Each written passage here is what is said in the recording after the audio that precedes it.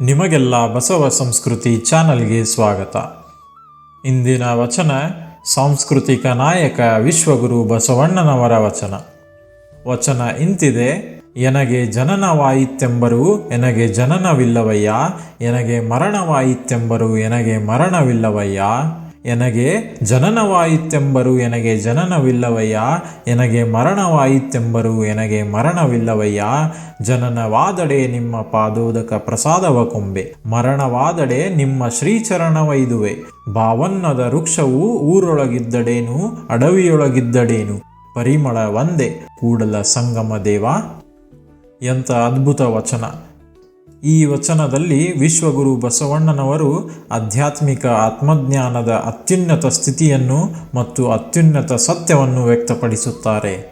ಅವರು ಹೇಳುತ್ತಾರೆ, ಜನನ ಮತ್ತು ಮರಣ ಎನ್ನುವುದು ದೇಹಕ್ಕೆ ಸಂಬಂಧಪಟ್ಟದ್ದು, ಆದರೆ ಭಗವಂತನಲ್ಲಿ ಲೀನವಾದ ಆತ್ಮಕ್ಕೆ ಜನನ ಅಥವಾ ಮರಣ ಎಂಬುದು ಇಲ್ಲ. ಎನಗೆ ಜನನವಿಲ್ಲವಯ್ಯ, ಎನಗೆ ಮರಣವಿಲ್ಲವಯ್ಯ ಅಂದರೆ ನಾನು ದೇಹವಲ್ಲ, ನಾನು ಆತ್ಮ. ಆತ್ಮ ನಾಶವಾಗುವುದಿಲ್ಲ, ಅದು ದೇವರ ಅಂಶ. ಜನನವಾಗುತ್ತದೆ ಎಂದರೆ, ನನಗೆ ಜನನವಾಗಿದೆ ಎಂದರೆ ನಾನು ನಿಮ್ಮ ಪಾದೋದಕ ಶರಣರ ಸೇವೆ ಶುದ್ಧ ಭಕ್ತಿ ಸ್ವೀಕರಿಸುತ್ತೇನೆ. ನನಗೆ ಮರಣವಾದರೆ ನಾನು ನಿಮ್ಮ ಪಾದಗಳಿಗೆ ಲೀನನಾಗುತ್ತೇನೆ. ಇದು ಆತ್ಮದ ಶರಣಾಗತಿ ಮತ್ತು ಭಕ್ತಿ ಮಾರ್ಗದ ಸರ್ವೋತ್ತಮ ಘಟ್ಟ. ಭಾವನ್ನದ ವೃಕ್ಷವು ಊರೊಳಗಿದ್ದಡೇನು ಅಡವಿಯೊಳಗಿದ್ದಡೇನು, ಪರಿಮಳ ಒಂದೇ.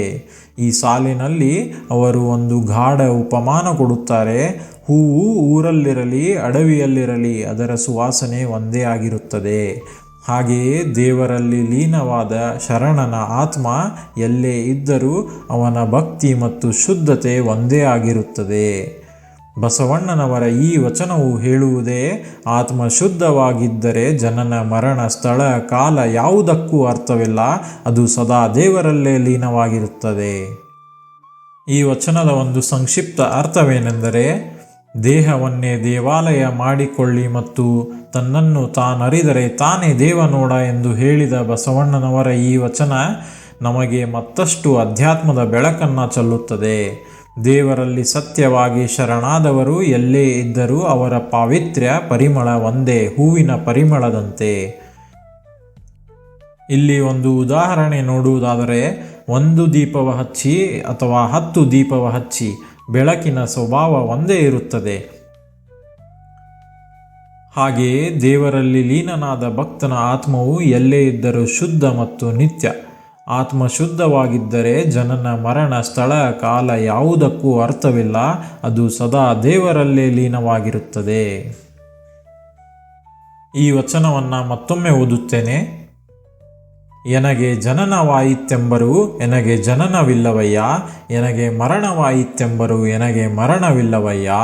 ಎನಗೆ ಜನನವಾಯಿತೆಂಬರು ಎನಗೆ ಜನನವಿಲ್ಲವಯ್ಯ, ಎನಗೆ ಮರಣವಾಯಿತೆಂಬರು ಎನಗೆ ಮರಣವಿಲ್ಲವಯ್ಯ.